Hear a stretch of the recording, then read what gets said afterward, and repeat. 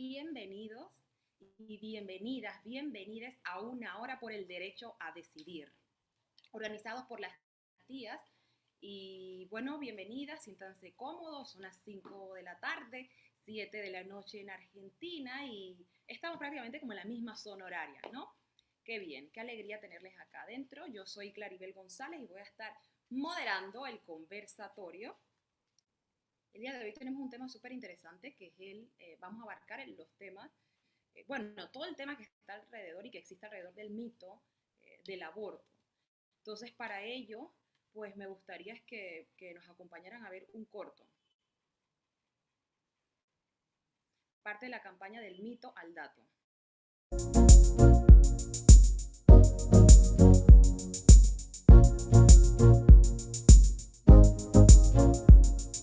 Los abortos realizados en condiciones de legalidad, con información, seguridad y calidad de atención, no causan complicaciones ni enfermedades. Enferma la ilegalidad y la precariedad de métodos inseguros. A los que recurren sin poder decidir quienes cuentan con menos recursos económicos.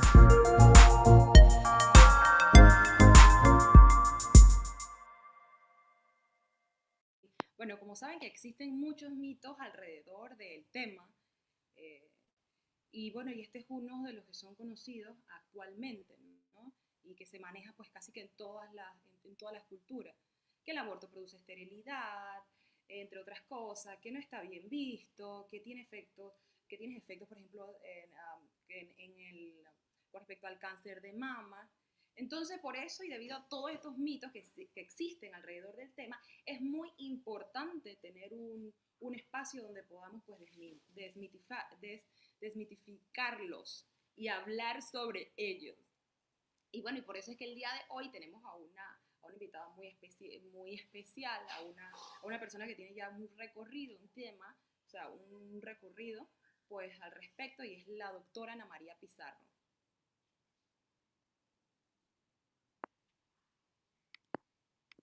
Hola, bienvenida, doctora Ana María Pizarro. La doctora, es originaria de Argentina, nacionalizada nicaragüense, médica cirujana, también es especialista en ginecología. Fue redactora de la página A Tu Salud en la revista Gente y otras publicaciones latinoamericanas. Docente, investigadora y jefa de la unidad Cuidados Intensivos del Hospital Berta Calderón, y analiza críticamente las políticas de salud y población de Nicaragua. Ha publicado investigaciones, informes y encuestas nacionales sobre la salud integral de las mujeres y las políticas públicas de la población en desarrollo. Redactó el documento base de la Agenda de Salud Integral de las Mujeres de Nicaragua y actualmente pues, participa desde el Movimiento Feminista Internacional en el proceso de las conferencias del Cairo y Beijing. Fue docente invitada de la Maestría de Salud Sexual y Salud Reproductiva en la Universidad Nacional Autónoma de Nicaragua y en la Universidad Centroamericana. Ha brindado conferencias en universidades y también participado en congresos y seminarios en defensa de los derechos de las mujeres en América Latina, Estados Unidos, Europa, África. Fue coordinadora nacional del proyecto de seguimiento de la CIPD en Nicaragua. Coordinó también la elaboración del informe latinoamericano sobre el monitoreo del programa de la CIPD en América Latina y el Caribe. Integró el Consejo Directivo de la Red de Salud de las Mujeres Latinoamericanas y el Caribe. Integra su Consejo Consultivo. Y aparte también pues, coordinó el punto focal Nicaragua y fue parte de la coordinación regional de la campaña 28 de septiembre por la despenalización del aborto en América Latina y el Caribe. Bienvenida.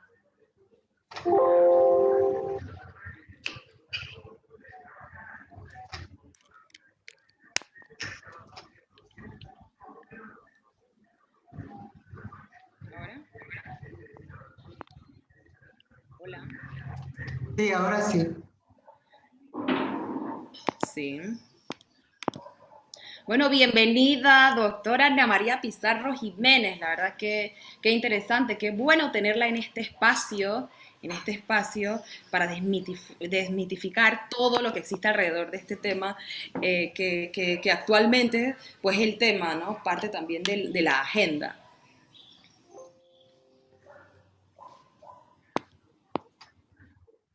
Bueno, para mí es importante poder participar. Quiero estar segura si me escuchan. Sí, sí, yo por acá escucho súper Si bien. alguna Claro. pregunta previa, por favor la repiten, porque todo el tiempo no escuché hasta este momento. Ok. Bueno, justo al inicio daba las palabras de bienvenida y también estuve leyendo su biografía, todo el trabajo y el recorrido que tiene hasta el momento y los aportes que ha hecho como organización en sus, ¿sabes? Desde sus espacios para este continente, para América. Así que bueno, mira, aquí la tenemos a usted, así que usted también puede acá comentarnos qué quiere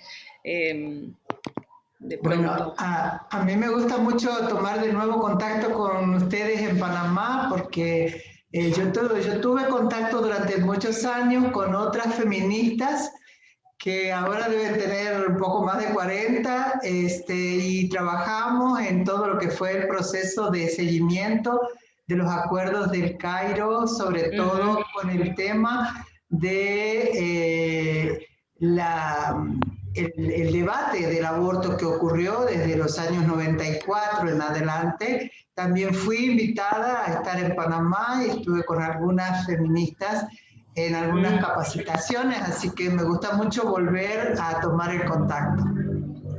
Sí. Bueno, entonces ya lo dicho, empezamos con una pregunta para poner en contexto, ¿no? Acerca de, que es el tema original que nos reúne aquí en este espacio virtual, gracias a la virtualidad, ¿no? ¿Qué es el aborto? A ver, desde su posición, exacto, desde su posición como médica, claro. Hay muchas respuestas, pero creo que voy a tomar una que se logró con el consenso de 195 países en 1994, en el Cairo, donde se consideró el aborto como un recurso en la vida de las mujeres. O sea, no se dijo, como se dice frecuentemente, que el aborto es un problema, que es un dilema, que es algo prohibido, algo conflictivo, que causa muchas divisiones en la sociedad, etc.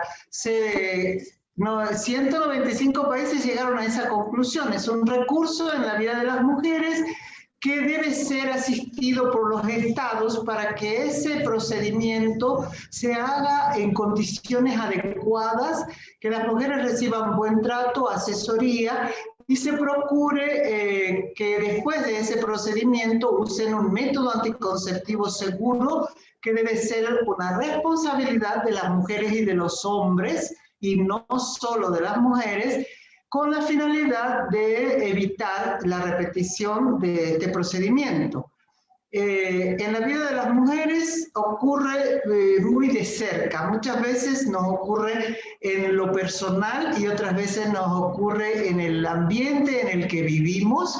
Todas las mujeres conocemos a otras que han tomado la decisión de interrumpir un embarazo. Muchas las hemos acompañado y en el caso personal las he atendido respondiendo a sus demandas, considerando que independiente de los motivos que las mujeres tengan, mi obligación como médica es poner mis conocimientos al servicio de las necesidades de las mujeres.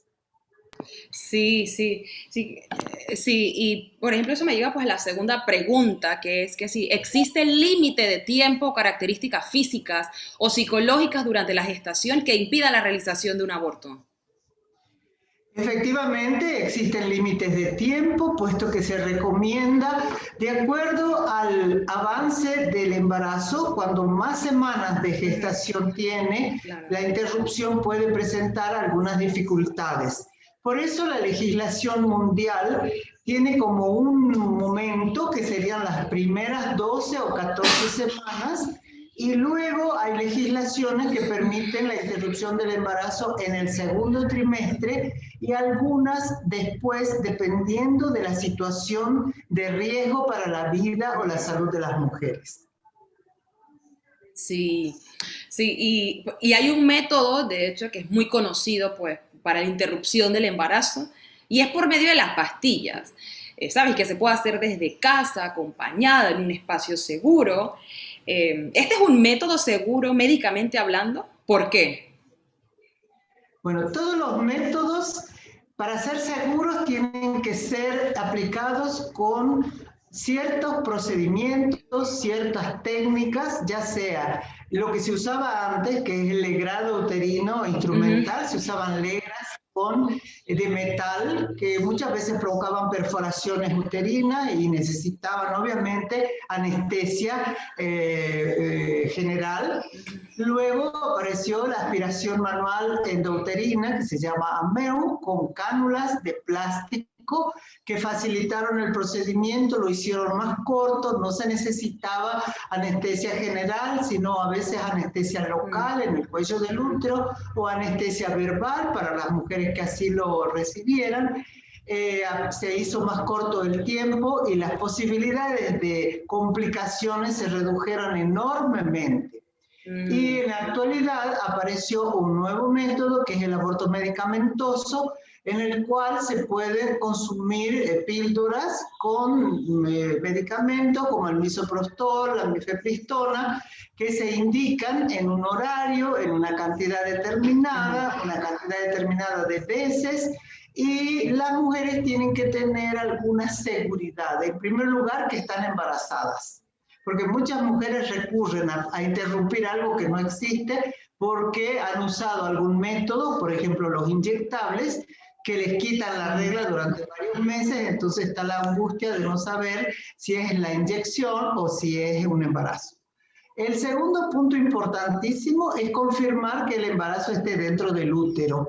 Por eso se recomienda que todas las mujeres que van a usar la píldora tengan un ultrasonido para tener la garantía que el embarazo es dentro del útero, porque pueden haber hasta un 8% de embarazo fuera del útero, que se llama embarazo ectópico, que pueden estallar en cualquier momento y provocar un sangrado interno importante y pueden morir las mujeres. Por eso el ultrasonido resulta de una enorme ayuda para poder evitar estar usando ese método en caso de un embarazo ectópico.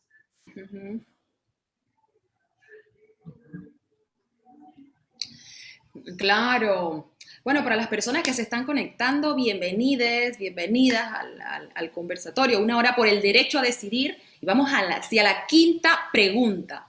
Mira, en conversatorios anteriores hemos conversado sobre cómo durante la historia de la humanidad el aborto, que ha estado presente en la vida de las mujeres y ha tenido una carga punitiva desde la perspectiva religiosa, desde los estados. O sea, dígame usted, para usted, ¿qué son los mitos y si estos tendrían que ver con la perpetuación de narrativas contra el derecho a decidir de las mujeres a interrumpir sus embarazos?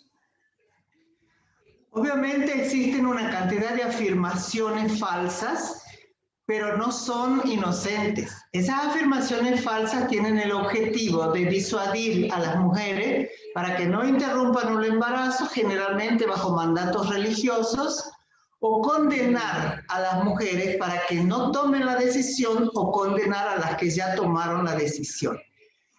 Por otro lado, perpetúan la idea de que el aborto es algo malo, peligroso, pecaminoso, difícil, complicado, y ponen barreras, por supuesto, al acceso seguro del aborto. Los mitos empujan a las mujeres muchas veces al uso de métodos inseguros que les pueden provocar enfermedad o muerte por graves complicaciones.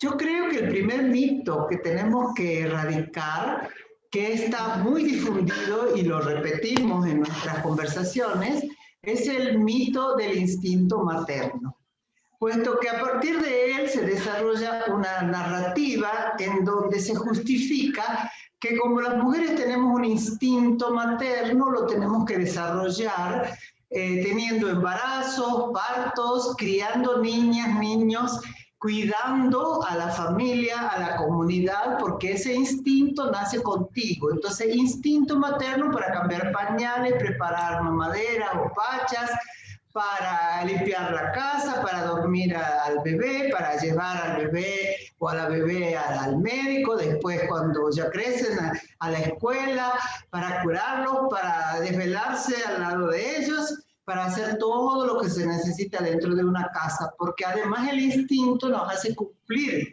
con el rol, especialmente el patriarcado y las religiones nos asignan. Ser madre como el fin último de la vida, como lo más importante, y te lo plantean como una realización personal. Cuando sabemos que la maternidad es un asunto que muchas veces transcurre en soledad, transcurre sin ningún apoyo del dueño del espermatozoide, llamado padre de la criatura, que muchas veces está ausente porque se fue cuando se enteró del embarazo, porque lo negó y dijo que tal vez no era de él, o porque simplemente dio la vuelta, pegó el portazo y se quitó toda responsabilidad. Entonces, todos estos mitos contribuyen a reforzar esa situación de subordinación de las mujeres a una serie de mandatos que los debemos discutir y que por eso las feministas estamos siempre cuestionando y que se escriben en el lenguaje. El lenguaje es una fuente importante de opresión porque nombra las cosas de manera que las mujeres nos sentimos juzgadas, condenadas, discriminadas y temerosas. Claro, y esto en este momento juega un papel en nuestra contra. ¡Wow! Increíble. Bueno, siendo así, ¿por qué tenemos que discutir sobre los mitos y exigir legalización del aborto ahora, 2021? Lo primero que tenemos que discutir es por qué nos quieren engañar. Una mujer empoderada no se deja engañar, no se siente mal cuando la insultan, cuando la censuran, cuando la etiquetan. O sea, tener poder personal es decir, eso no me va a afectar, eso que dicen no me va a hacer cambiar mi decisión. Pero para poder llegar a eso tenemos que informarnos, compartir con feministas, asistir a talleres, debates, discusiones, foros, escribir, leer y poder estar en el mundo donde se debaten estos temas.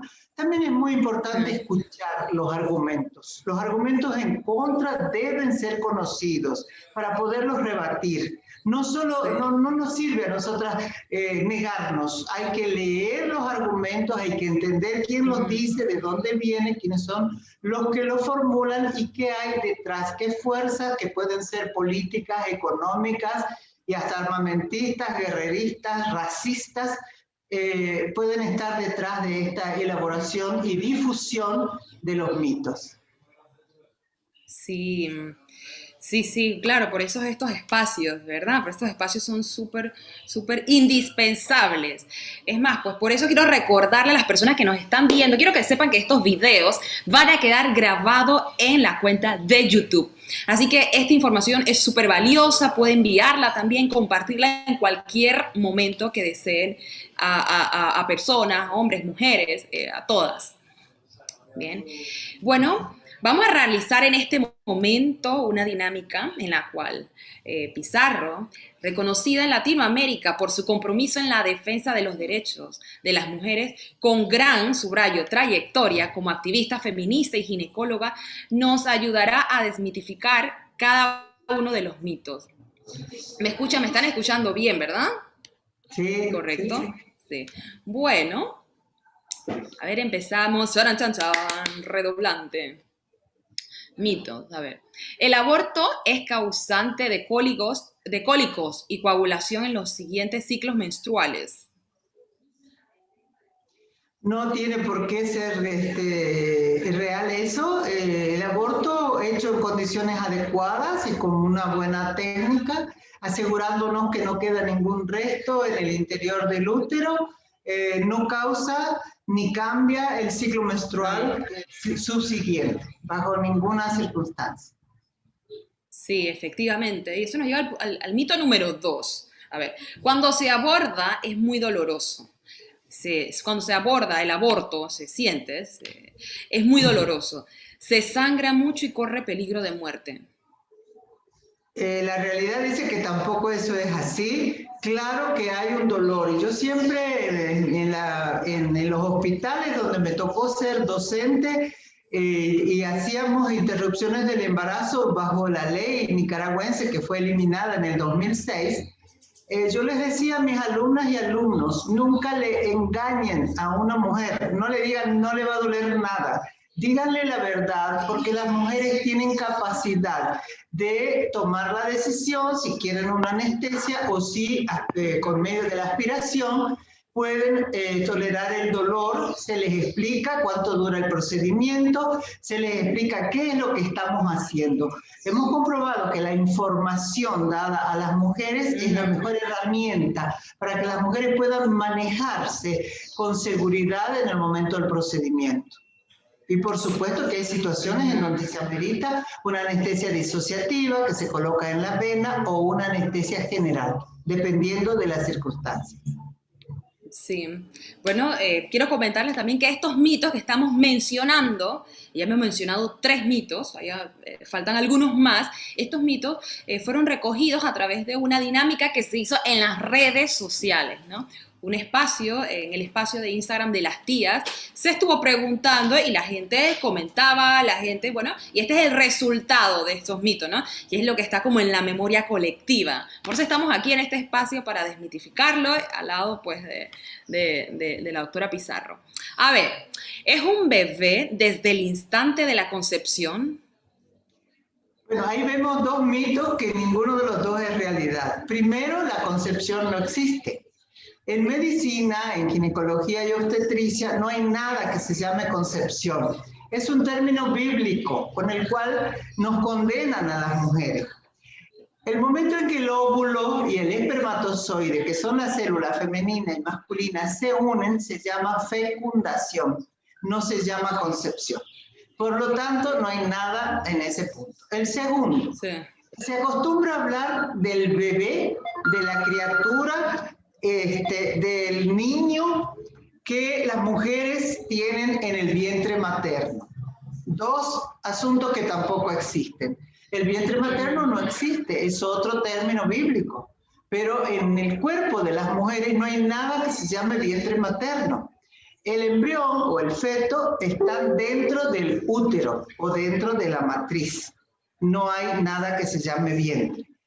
El proceso reproductivo comienza y avanza hasta la 12ª semana y lo que se va formando se llama embrión. En la primera semana, lo que va girando desde la trompa de falopio hasta el útero para implantarse es un huevo fecundado. O sea, cuando viene el óvulo y el espermatozoide se unen, se forma un huevo fecundado. Ese huevo fecundado a los 7 días se implanta en el útero. Ese es el momento en que comienza el embarazo, el día de la implantación. ¿Qué es lo que ocurre en una enorme cantidad de veces? Que ese huevo fecundado sale, continúa y se expulsa al exterior. Imagínense si tuviéramos que condenar a todas las mujeres cuyo huevo fecundado sale al exterior y no continúa el embarazo. Entonces, si sabemos cómo funciona la biología, podemos desculpabilizar a las mujeres y también podemos dejar de hablar de cosas que no existen.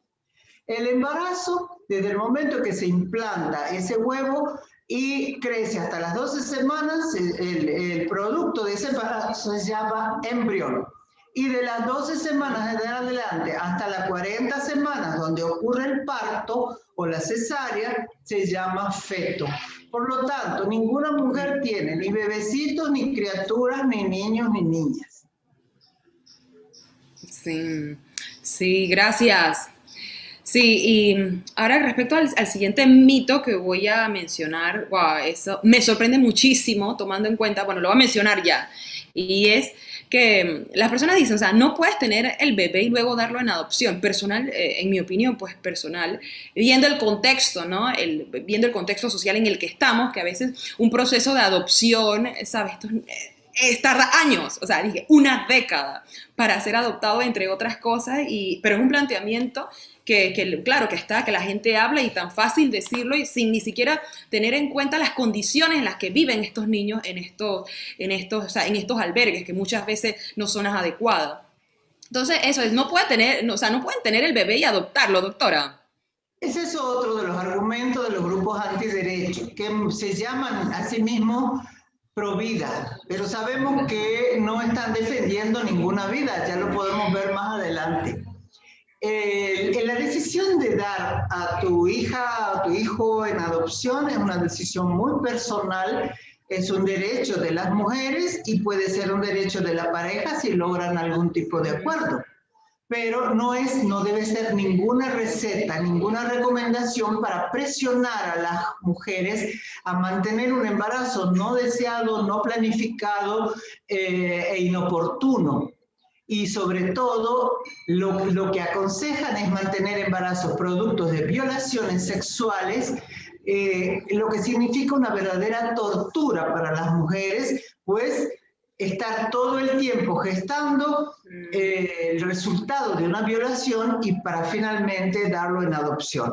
Como tú dices, los procesos de adopción en América Latina son muy complicados y si bien es un derecho de las mujeres, deben ser ellas las que lo decidan y no sentirse presionadas ni arrinconadas a tomar esa posición. Claro, por decidir, ¿no? Parece que constantemente estamos peleando por ese derecho a decidir por todo. O sea, ya, por favor, ya no más, no más. Dicen que abortar siempre es traumático, que ninguna mujer quiere abortar. Si todas las mujeres leyeran lo que dicen estos grupos fundamentalistas reaccionarios, se traumarían terriblemente. Por suerte, ni los escuchan ni los leen. Las feministas sabemos mucho más de lo que dicen ellos que lo que saben las mujeres que andan en cualquier país. Por el aborto, yo siempre digo algunas cosas que pueden resultar molestas para ciertas audiencias, pero que hay que decirlas. O sea, yo no tengo ningún problema al respecto. En mi experiencia personal puedo afirmar con total seguridad que después de un aborto las mujeres tienen un enorme alivio. La palabra para mí es alivio. Si yo hubiera podido filmar a una mujer antes, cuando llega a un lugar a solicitar la interrupción del embarazo, angustiada, con una cantidad de dudas, de temores, y cuando sale porque ha sido bien tratada, porque ha sido resuelto su problema, es otra persona. El alivio es lo que prevalece. Pero los grupos antiderechos han inventado una serie de argumentos que incluso te los dicen que son científicos, como por ejemplo que las mujeres tienen pesadillas, que no pueden dormir, que luego ya no tienen orgasmos, que después ya no quieren tener hijos e hijas, que las mujeres se arrepienten y que viven toda su vida con esa situación y depresión. Lo que sí puedo asegurar es que cuando se maltrata a las mujeres en los servicios públicos y privados, cuando las mujeres tienen que vender lo que no tienen para poder pagar un aborto de un doctor, que muchas veces es un objetor de conciencia en la mañana en el hospital, pero la objeción se le va en su consultorio privado a cambio de altas sumas de dinero, ahí las mujeres se sienten maltratadas, ahí pueden salir traumatizadas, cuando se dan cuenta que están haciendo un procedimiento que se considera ilegal, clandestino y riesgoso. Entonces tenemos que decir las cosas por su nombre y ubicar en qué momento una mujer puede sentirse maltratada, pero justamente son las circunstancias de la ilegalidad las que provocan ese maltrato. Claro, efectivamente, si son las propias instituciones que hostigan y que el teatro y que pues hay una serie pues de maltrato que inclusive que ese es también un tema también podríamos hablar y extendernos a hablar sobre el maltrato pues en los consultorios y alivio, definitivamente alivio, y es un alivio muy grande. Ya, eso es. Sí, las mujeres se arrepienten de haber abortado. Es posible que en algún momento las mujeres consideren que tomaron una decisión apresurada, que hubieran podido tomar otra decisión si hubieran tenido una circunstancia diferente. Pero generalmente a las mujeres siempre se les pregunta si está decidida, porque eso es algo muy importante. Las mujeres pueden ir a consultar, a conversar, a sacarse las dudas.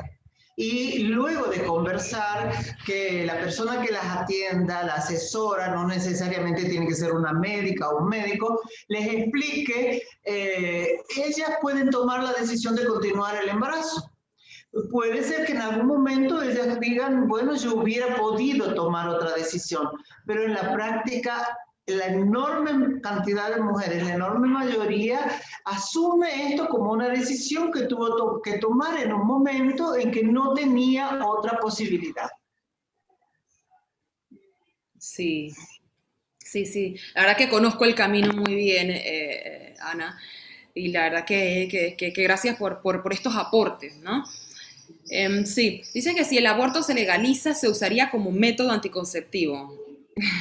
Falso completamente, porque cuando leemos las estadísticas de los países europeos, que fueron los primeros en legalizar el aborto después de los Estados Unidos, que fue en el año 73, las estadísticas reflejan que en el primer año, como el aborto es ilegal, es clandestino, no se anota, no aparecen las estadísticas. Ningún país publica, miren, estas son mis estadísticas de aborto clandestino. No existe eso.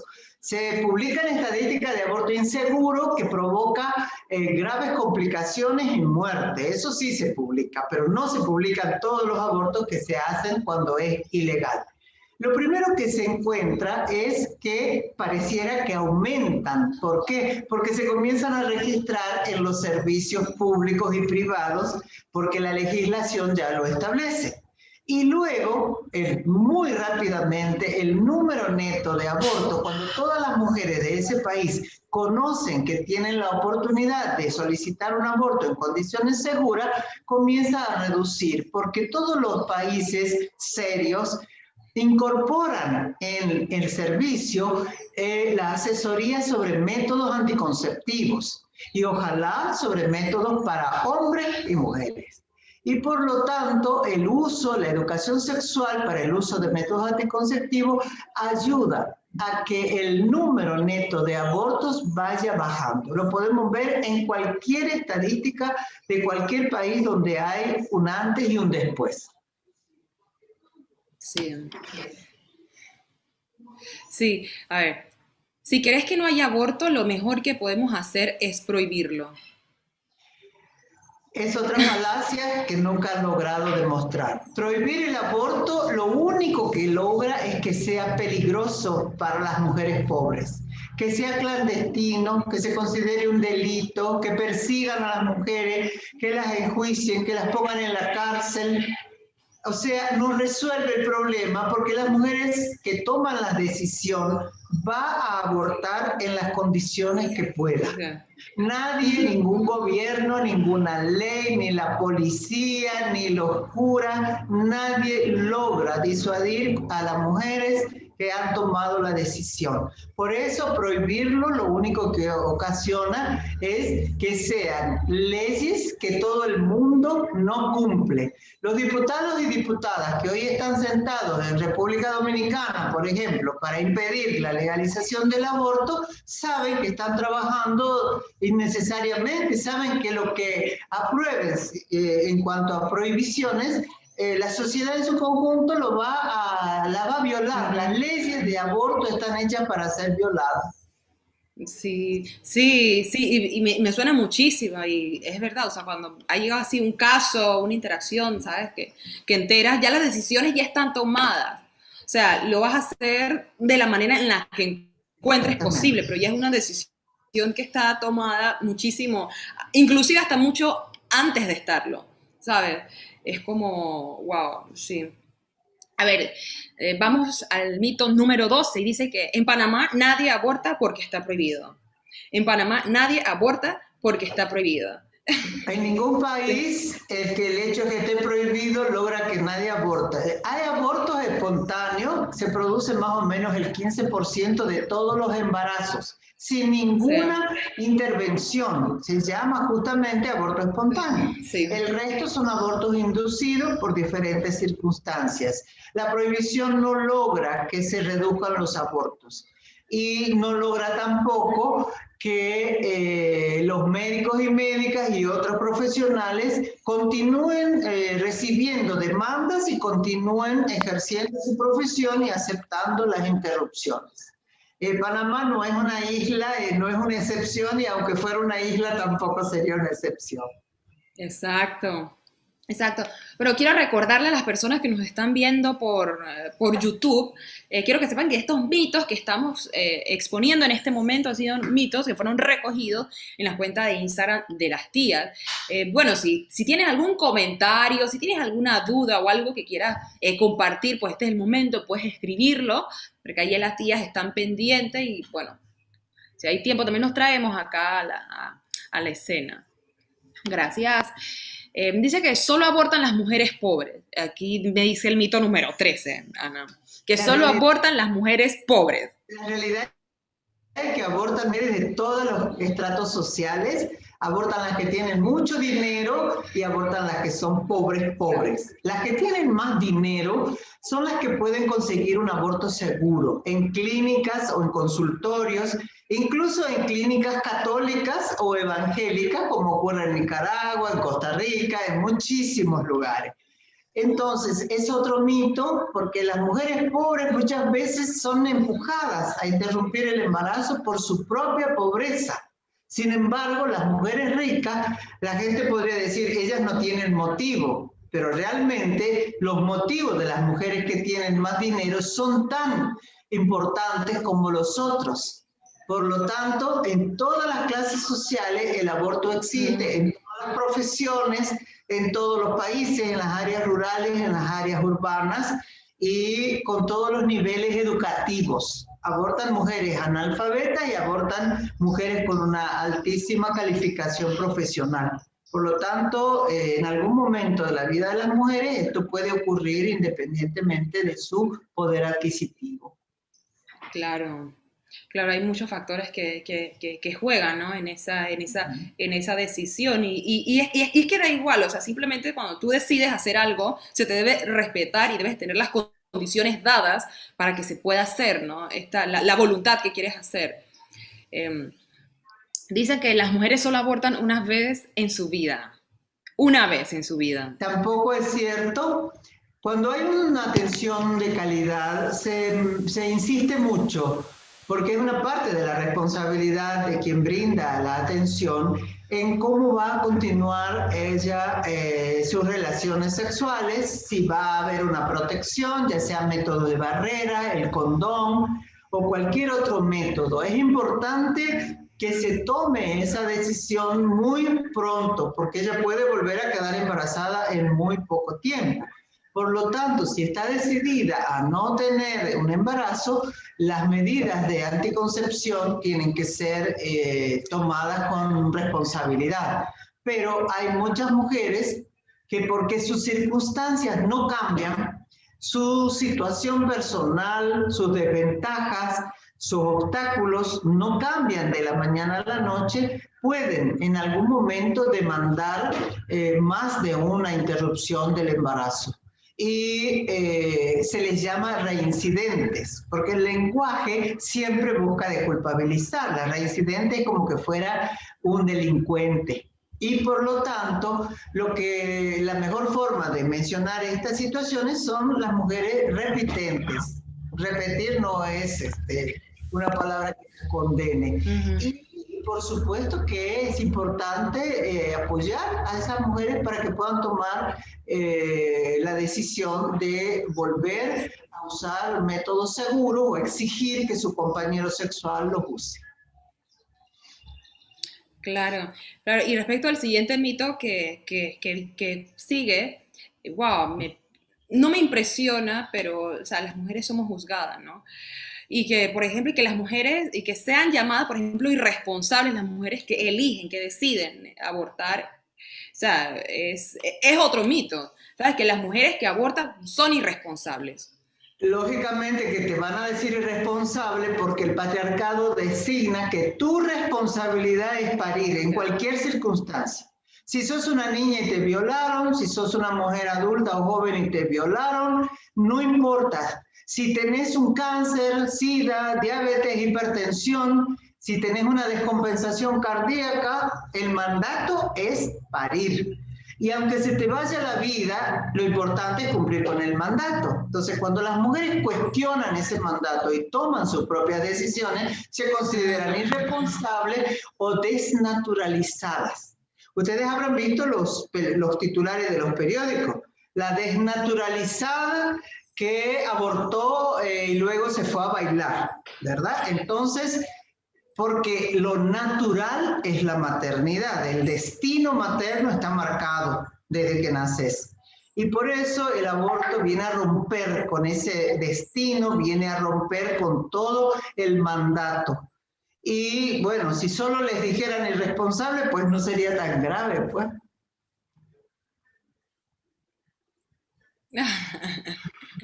Sí, ¿no? A ver, sí, quiero recordarle a las personas que están en YouTube que pueden escribir, dejar sus comentarios, qué les merece, qué opinión les merece estos mitos que estamos hablando. Si dicen que las mujeres se arrepienten de haber abortado.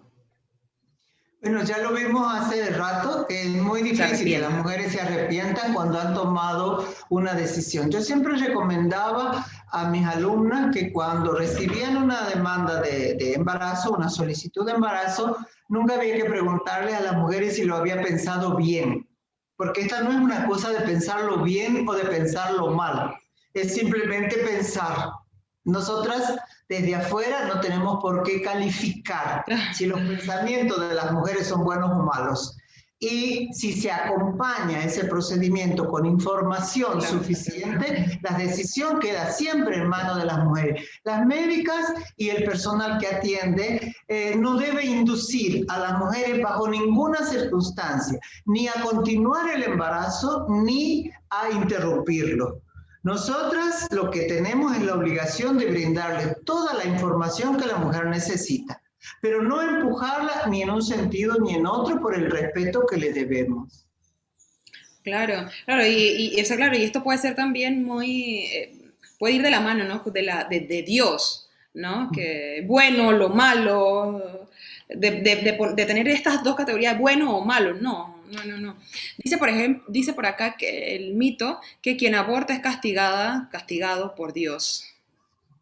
Bueno, eso es parte de los argumentos de las religiones más fundamentalistas y más patriarcales, como la religión católica.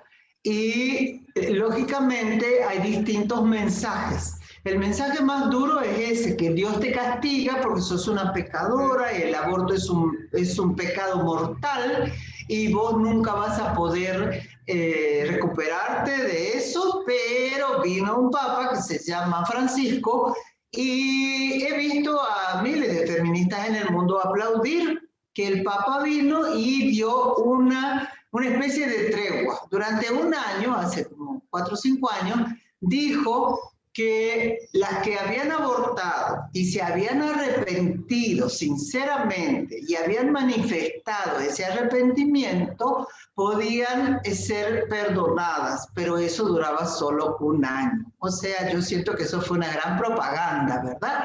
Pero que eso no tiene nada que ver con la realidad de la vida de las mujeres. En mi experiencia, abortan mujeres católicas, ateas, abortan musulmanas, abortan evangélicas, abortan protestantes.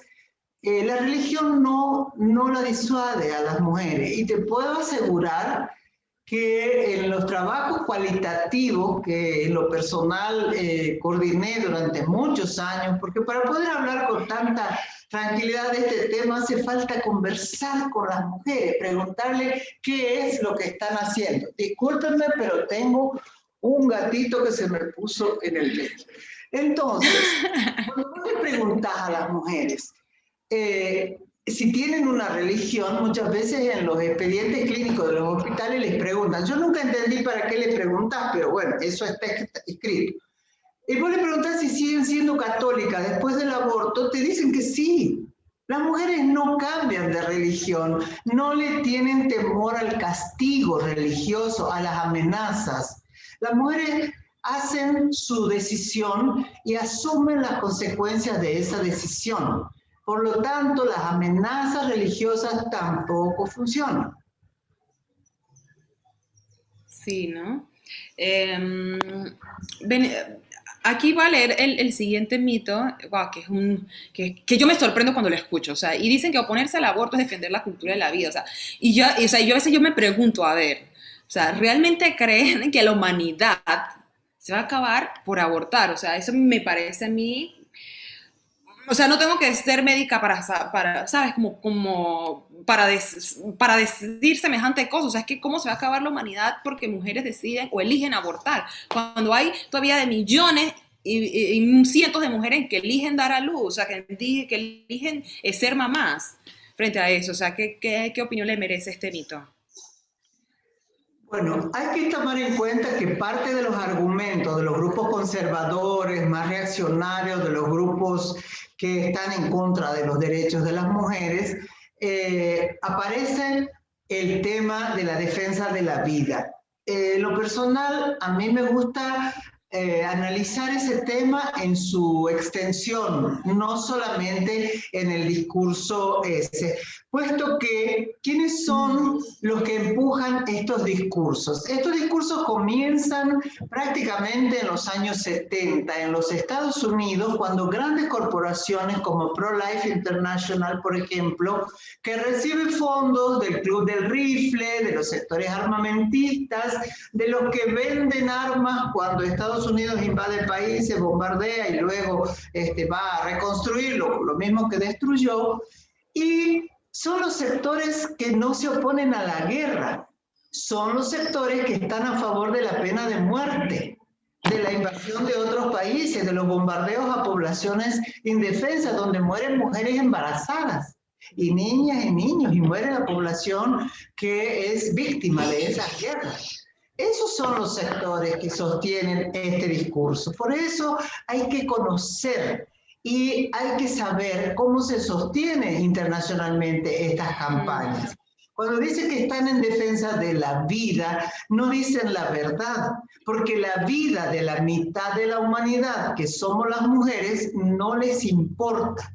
Ellos le dan al embrión y al feto una jerarquía y una jerarquía legal, como en el caso de Nicaragua o de otros países donde ya se ha legislado a favor del no nacido. Esos no nacidos, que no son personas, tienen más derechos legales que las mujeres ya nacidas y ya crecidas en un determinado país.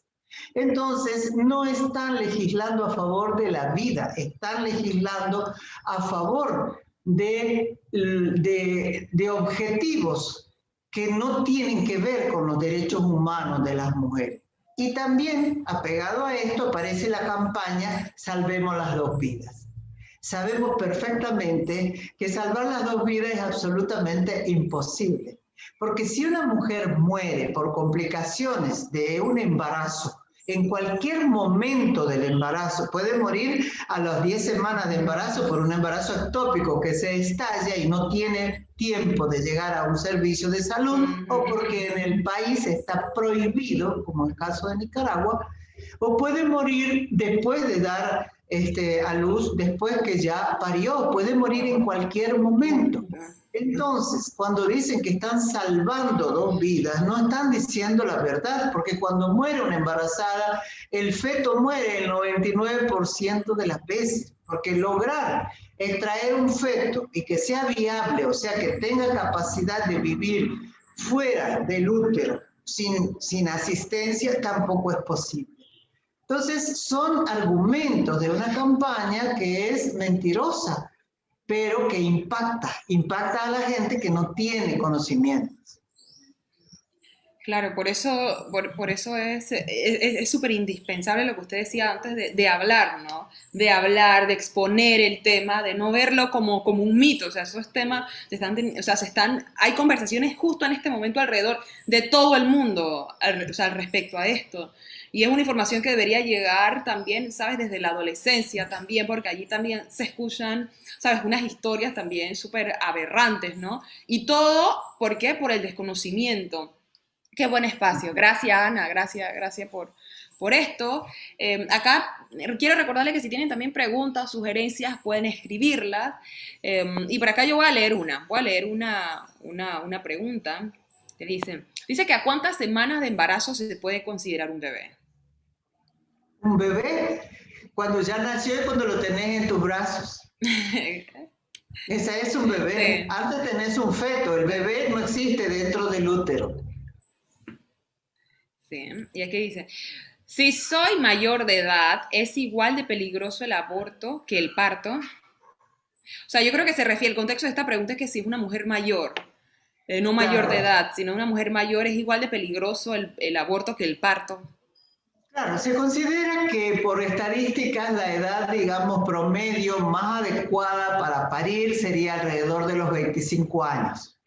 A partir de los 30 años comienzan a aparecer porcentualmente algunos riesgos que se van haciendo cada vez más importantes a los 35, a los 40 y después de los 40, porque el cuerpo humano puede tener ya enfermedades que son preexistentes al embarazo y esas enfermedades se pueden complicar en el embarazo, puede aparecer hipertensión, diabetes, puede haber hipotonía uterina, quiere decir que el útero no se contrae, se producen hemorragias importantes, puede haber eclampsia, convulsiones, las mujeres pueden quedar con procesos hipertensivos de por vida. Entonces, la edad, digamos, con menos riesgo sería alrededor de los 25 años. Y la otra edad de altísimo riesgo es la niñez y la adolescencia. Lamentablemente tengo que hablar de la niñez, porque en nuestros países han obligado a parir a niñas de 9 años, de 10 años, de 12 años, en nombre de la vida. Aunque ninguno de los que ha promovido esta barbaridad se hace cargo de esas niñas, ni por supuesto de quien ha nacido en esas circunstancias. Eso sirve para propaganda, para mentir, pero no soluciona ningún problema.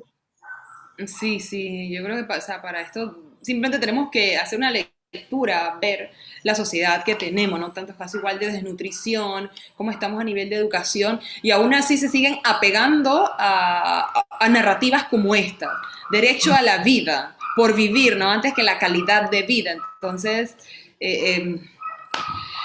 estamos construyendo el mundo que queremos. Por acá también hay otra pregunta y dice que, ¿qué pasa si un aborto se realiza en condiciones inadecuadas? Creo que antes sí había un poco como explicado esto. ¿Puede ampliarnos un poquito más? A ver, ¿qué pasa si un aborto se realiza en condiciones inadecuadas? Bueno, condiciones inadecuadas pueden ser hechos por personas que no tienen suficiente experiencia, Ya. hechos en lugares inadecuados donde no hay ninguna condición, no hay asepsia, no hay limpieza, no hay iluminación, producto de la clandestinidad, obviamente. O hecho en un momento del embarazo que puede tener complicaciones y ese lugar puede no estar preparado desde el punto de vista médico para resolver una complicación que se presente. La más común es la persistencia de restos embrionarios que pueden provocar o sangrado o infección. Por eso es tan importante seguir todas las indicaciones, acudir a la primera consulta, al primer chequeo para poder quedar totalmente tranquila. Y de esa manera se pueden evitar cualquier tipo de complicaciones. Sí, ¿no? A ver, ¿cuál cree usted que será el camino para hacer más familiar la opción del aborto? O sea, Más estamos familiar, ¿qué querrá más decir? familiar, con planificación familiar. Hacia ello. ¿Será eso? Bueno, nosotras cuando hablamos de los métodos anticonceptivos, evitamos hablar de planificación familiar. Este es un término muy tradicional. Es un término que engloba la idea de que las mujeres o los hombres usan un método para planificar familias. En realidad, los métodos muchísimas veces, en su gran mayoría, se utilizan para poder tener relaciones sexuales sin la angustia del embarazo, sin el temor, sin la barrera que le pone mentalmente, emocionalmente a la posibilidad del embarazo. Libera tanto a los hombres como a las mujeres al placer, en el sentido de que se sienten que están seguros de que de esa relación no va a ocurrir un embarazo que no está deseado, no está planificado. Gracias. Qué interesante el punto que dice acerca de la planificación familiar, ¿no? Y cómo este discurso se ha tomado que es para planificar. No, no, no, no, no. O sea, es como pensar que la gente tiene relaciones sexuales para tener hijos, para tener bebés, y es una realidad que eso es mentira, completamente falso. A ver, vamos hacia otra pregunta por acá que nos escriben y dicen, ¿qué tanta probabilidad hay de que muera una chica abortando de manera clandestina y con poca atención profesional? Hay muchas probabilidades porque cuando se produce una complicación estando en un servicio clandestino, nada está preparado para atender esa complicación. El segundo gran problema es a dónde llevo esta persona que tiene, por ejemplo, una perforación uterina, que tiene un gran sangrado, que se desmayó. ¿A dónde la llevo? A un hospital público de un país donde en la puerta del hospital está la fiscalía, está la policía, o les han enseñado al personal médico y al personal de salud a interrogarlas a las mujeres, a condenarlas, a denunciarlas. Entonces ocurre que no se lleva a ninguna parte. Y es ahí donde los riesgos se incrementan, puesto que puede haber sangrado, puede haber pérdida del conocimiento o pueden haber infecciones que van agravándose con el transcurso de los días. Y cuando al final se decide llevar a esa joven, ya sea de cualquier edad, pasa lo mismo, a un hospital público muchas veces es muy tarde. Entonces, yo siempre pienso de que con tal de salvar la vida, quien hace un procedimiento en esas condiciones debe acudir inmediatamente en busca de una solución, porque de lo contrario, cada hora que se demora pone en riesgo la vida de la persona que está atendiendo. Claro, no, no, no, totalmente. Y a veces uno de los principales cuestionamientos, por ejemplo, que he escuchado es, que sentimos, es el momento, por ejemplo, con este especialista, ¿no? Que llegas, te hace un ultrasonido y luego tienes que regresar para ver, para realmente, pues, asegurarte que no haya resto, de que haya sido, y de pronto la mirada del doctor, de la doctora, ahí mirándote esa mirada, dice que pero estabas embarazada, y ahora no, ¿qué hiciste? ¿Qué pasó? ¿No? Entonces, estas miradas también o sea, tienen que cambiar definitivamente con los profesionales que están en esos espacios. El asunto es que al personal médico y a los doctores y doctoras se les enseña que todos los embarazos son deseados. Ellos parten del hecho que todas las mujeres quieren ser madres y que cuando llegan a su consulta les están haciendo un ultrasonido y les dicen te felicito, y no se dan cuenta porque no lo piensan que esa mujer acude para que le digan que no está embarazada. Eso es lo que ella quisiera escuchar. Es muy imprudente. Claro. Inclusive de parte de colegas que tienen muy buena onda, buena intención. Pero mostrar las fotos, por ejemplo, del embrión. Yo siempre les recomendaba a mis alumnas y alumnos, primero preguntar si es un embarazo deseado. Lo primero es preguntar, ¿vos querías estar embarazada? Conversando casualmente, ¿no? Entonces, si te dicen, no, yo estaba tomando píldora, por supuesto que no le vas a salir a celebrar la noticia que le vas a dar y le vas a decir si está embarazada. Pero el tema es cómo se educa el personal de salud. Se educa en el sistema patriarcal, donde para ellos es natural que todas las mujeres sean madres y que todos los embarazos sean deseados. Necesitamos trabajar muy a fondo con el personal de salud. No, total. Sí, definitivamente. Dice por acá que en Nicaragua había aborto terapéutico. ¿En qué consiste este tipo de aborto? Bueno, el aborto terapéutico es el nombre que se le da cuando hay abortos por causales, o sea, para salvar la vida o para salvar la salud de las mujeres. En Nicaragua, la ley hablaba de aborto terapéutico, pero no decía para qué. O sea, una interpretación amplia. De todas maneras, el aborto voluntario, electivo, estaba prohibido con cárcel, como si en este momento. El aborto terapéutico yo lo veo también en muchas compañeras feministas. Y en lo personal, pues, he tenido muchos debates al respecto. En la experiencia nuestra, analizando la maternidad más grande de Centroamérica, que era el Hospital Berta Calderón, hace 15 o 20 años atrás, estudiamos casi 800 solicitudes de las mujeres y encontramos que el hospital le dio el ok, aceptó, bajo el gobierno sandinista de los años 80, el 2.7% de los abortos que se hacían en el hospital. Salud pública no sirve, porque lo mismo pasó en Chile, antes de la penalización por causales, que la promovió parte del movimiento chileno. Las feministas que llevaban muchos más años de lucha decían, eso no nos sirve para nada, porque estadísticamente las 3 causales llegaban al 3 al 4% de los verdaderos motivos por los cuales las mujeres solicitan la interrupción. Por lo tanto, el 96% estaba fuera de las 3 causales.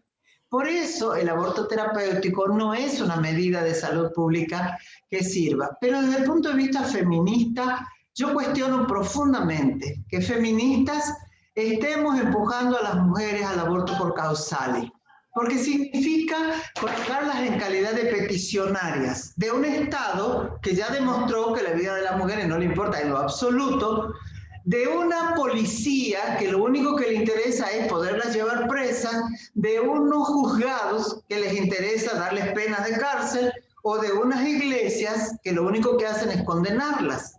Entonces van las mujeres con su larga lista y dicen, bueno, yo necesito interrumpir porque tengo hipertensión, porque tengo SIDA, porque tuve 3 partos con graves hemorragias, porque tuve preeclampsia, porque tuve convulsiones. Entonces ellas van con su listado.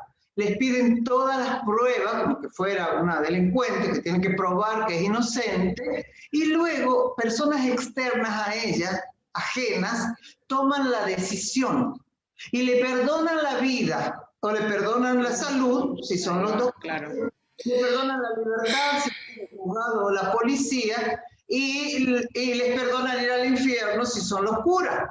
Entonces, en esas circunstancias, yo como feminista no me siento autorizada para empujar a las mujeres que vayan a andar pidiéndole permiso al mundo por algo que les es propio, por algo que deberían tener la capacidad de decidir. No es posible que las mujeres tengan que pedir que personas extrañas, ajenas, tomen una decisión que es profundamente personal. Y en eso se va el aborto por causales y se va el aborto terapéutico. Gracias, sí. Dice que según su punto de vista, quisiera saber cuáles son las consecuencias de la estigmatización del aborto. Es otro interesante tema, ¿no? Sí. Porque también grupos feministas o grupos ligados a agencias de productos para el aborto vienen programando este argumento y lo vienen difundiendo desde hace muchos años. Se tomó una experiencia de África en donde IPAS publicó un documento que las mujeres de las tribus africanas que habían abortado se sentían frente al resto de su comunidad en desventaja porque otras mujeres de su propia tribu no las consideraban bien. A partir de eso se teje todo un argumento que pasa a ser promovido. Yo estuve en un encuentro internacional de salud en México hace unos 10 años atrás, donde había profesionales y expertos de todo el mundo, y tuve la oportunidad de cuestionar profundamente ese argumento. Hablan del estigma del aborto, y les voy a contar, en ese encuentro internacional, donde habíamos unos 500 personas, presentaron un afiche. El afiche era los pies de Cristo en la cruz, amarrados, sangrando, para justificar el estigma del aborto. O sea, es un argumento profundamente patriarcal y cristiano para condenar a las mujeres. Yo como feminista no lo tolero, porque no puede ser que yo use figuras de ese tipo para mostrar que una mujer que hizo un aborto queda con un estigma, con una marca de por vida. Y que el resto de la sociedad ya no la considera una buena mujer, una buena persona, una persona de respeto. Los feministas me invitan primero a aceptar ese argumento y digo a difundirlo, porque nosotras mismas no podemos andar propagandizando que las mujeres quedan con un estigma, una marca para el resto de su vida. Primero porque no es verdad, no es verdad. Y segundo que como feminista yo no le puedo seguir haciendo favores al patriarcado. Sí, ¿no? Como estos estigmas también, como, no, pero abortas y piensas que, ¿sabes? Que no te gustan los niños, entonces eres incapaz, ¿sabes qué? De estar rodeada de niños, de trabajar incluso con niños, yo he escuchado. Ese es otro mito, que a las feministas no nos gustan los hijos, que odiamos a los hombres. O sea, eso es la ignorancia de la cual nosotros nos tenemos que ocupar, porque tener paciencia para romper estos mitos es lo que nos toca todos los días. Si nos enojamos, vamos a... Sí, claro, paciencia, ¿no? Como para escuchar. A ver, nos quedan unos minutitos más, A ver, este mensaje va para las personas. O sea, si no te has decidido hacer esta pregunta, es momento de hacerlo justo ahora, mientras nos van a responder la última pregunta que nos han hecho hasta el momento, que dice, ¿afecta el aborto de la misma manera a todas las mujeres? Habría que preguntar de qué aborto se refiere. El aborto inseguro, el aborto clandestino, el aborto por el cual se cobran enormes sumas de dinero, el aborto donde las mujeres se sienten maltratadas, seguramente, a eso no tengo ninguna duda. También afecta que los países nieguen la existencia del aborto, que nieguen los servicios, que nieguen los métodos anticonceptivos, que nieguen la educación sexual y que no se ocupen de la responsabilidad masculina. En todo este proceso hemos hablado de las mujeres, lamentablemente, porque los hombres han aprendido que en el sistema patriarcal pueden ellos mirar para otro lado y a ellos no les caen ni las condenas morales, ni las condenas sociales, no los llaman desnaturalizados, no los llaman mal padre, no les exigen el uso de anticonceptivos, ni que se hagan cargo de sus propios espermatozoides, que para mí lo mínimo que podrían hacerse cargo, ya que no quieren ellos hacerse cargo de su descendencia, por lo menos deberían saber dónde dejan sus espermatozoides. Y tampoco lo hacen, siempre se entera. Yo creía que vos estabas usando un método. Ella me engañó, me dijo que estaba usando una inyección. Y la pregunta es, ¿y por qué no te aseguraste con un condón? O sea, la responsabilidad masculina queda fuera. Las leyes no condenan a los hombres, condenan a los varones cuando son médicos, pero no los condenan cuando son el autor del embarazo. Pasan de largo. No existen leyes que condenen a los hombres. Entonces, esas son las ausencias que los hombres tienen en la sociedad y tienen las enormes ventajas de salir de este proceso tranquilamente, sin ninguna consecuencia. Claro, y no los exacto, y no los condenan y no son condenados cuando, ¿sabes? Cuando tienen hijos y no se hacen responsables de ellos, ¿sabes? Ni siquiera, y todo lo contrario, sino asumimos la posición de alabar a la mujer con superpoderes por hacerse cargo, ¿sabes? De los trabajos del hogar, de cuidar de los hijos, de trabajarlo. Entonces ahí te das cuenta que no, definitivamente debería ser legal y que todas las mujeres tengan esta opción, todas las niñas, todas las adolescentes, desde el momento uno, tener esta decisión, o sea, tenerla para hacerlo, pues con todos los, con todo legal, es decir, que su vida no sea puesta en peligro. Bueno, hasta el momento, Ana, estamos muy, pero muy agradecidas. Ya no hay más preguntas de momento. Y para la audiencia quiero que sepa que este video va a quedar guardado. Así que saben, o sea, este es un tema que usted mencionaba antes, que es un tema que se habla mucho, que se discute, hablamos de los mitos, y prácticamente casi son los mismos mitos porque estamos en una sociedad ya con ciertos criterios determinados. Entonces, esta es una información súper valiosa. que ha salido pues de la experiencia, el aprendizaje de usted, de Ana. Entonces, pues tomé esto como un recurso para buscarlo allá nuevamente en YouTube y leerlo. Sí, y bueno, quiero agradecerle, Ana Pizarro, por reconectar con Panamá, por acercarse, bueno, nosotras pues, por este puente, ¿no? Y por ayudarnos también como en este espacio, como país, como territorio, para poder generar como un espacio, ¿no? De alguna manera como educación, de aprendizaje. Y gracias por el trabajo que está haciendo por Nicaragua, por las mujeres de todo el mundo, porque estos avances también, a veces estamos en un territorio determinado, pero tiene un impacto también súper grande. Sí, bueno, quiero también agradecerle también a las personas que han tomado de su tiempo. Abrácense, gracias por estar aquí, por permitirse crecer cada día. Si no siguen la cuenta de Instagram, puedes seguir las cuentas de las tías, Panamá, de las tías, en Instagram, las tías. Las tías se escribe con T-H-I-A-S, las tías, Panamá. A ver, querría decir algo, Ana. Por mi parte, me gusta mucho trabajar con las jóvenes y transmitir todas estas experiencias que se logran después de muchísimos años trabajando, investigando, escuchando a las mujeres en primer lugar, contrastando los argumentos de los falsos profetas de la vida, desenmascarándolos y teniendo valor para decir las cosas de la mejor manera, sin acomodar el discurso nunca, sin resignar nunca el contenido.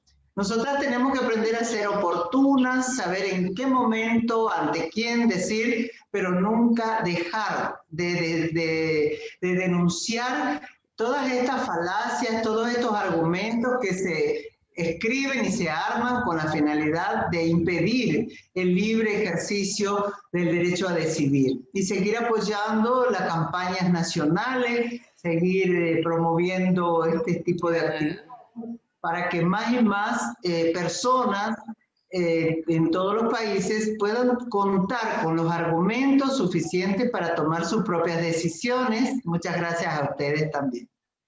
Gracias, Ana. Gracias por este tiempo. Gracias también al equipo de las tías Panamá por esto. Bueno, y cerramos, llegamos a la parte final con la proyección del video musical Dueña de mí, de la banda La Misa Negra. Sí,